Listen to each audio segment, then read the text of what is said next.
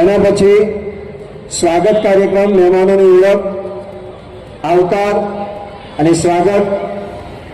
મિત્રો, સર્વપ્રથમ 48મા સ્વાતંત્ર્ય દિનની આપ સર્વેને ખૂબ ખૂબ શુભકામનાઓ.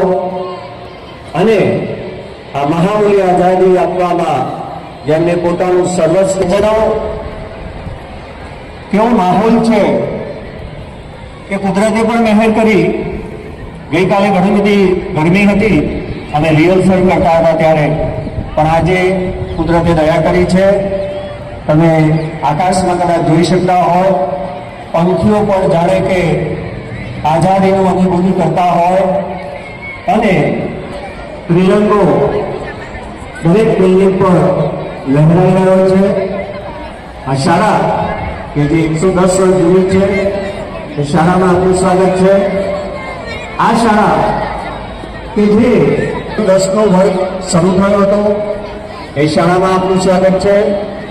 આ શાળા કે જેનું મંડળ બિલકુલ સમર્પિત છે અને કેવી રીતે વિકાસ થાય, તમે લગભગ દરેક પેરેન્ટ્સને ખ્યાલ હશે કે બહુ ઓછી ફી આખા ખંભાતમાં જે સ્વનિર્ભર શાળાઓ છે એમાં સાવ ઓછી ફીએ સારામાં સારી સગવડ આપી સારું શિક્ષણ આપવું એ આ શાળાનો ધ્યેય છે.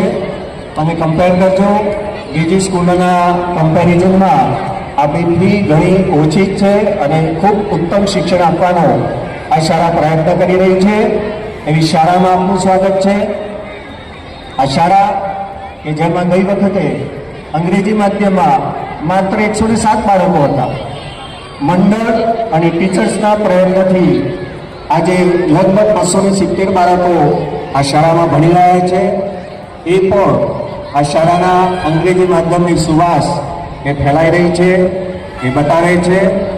એ શાળામાં આપનું હાર્દિક સ્વાગત છે.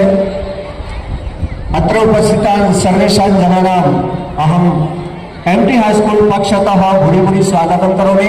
आप सर्वेનું સ્વાગત છે.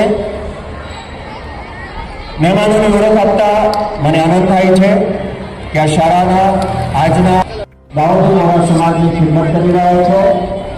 સાહેબ તાલીમમાં માસ્ટરની ડિગ્રી હાંસલ કરી છે. એટલું જ નહીં, અમારા શિક્ષકો માટે આનંદ લાગે છે કે આપણે સુરતમાં શિક્ષણ તાલીમ પણ કરેલું છે અને એના આધારે આપનો અનુભવ અમને રાણીગઢે મળ્યો છે. કેટલાક અગત્યના શિક્ષણો આપણે રાણીગઢે કર્યા છે અને એનાથી અમારા કાર્યક્રમ અમારા શાળાની સફળતા વધતી જાય છે. એવા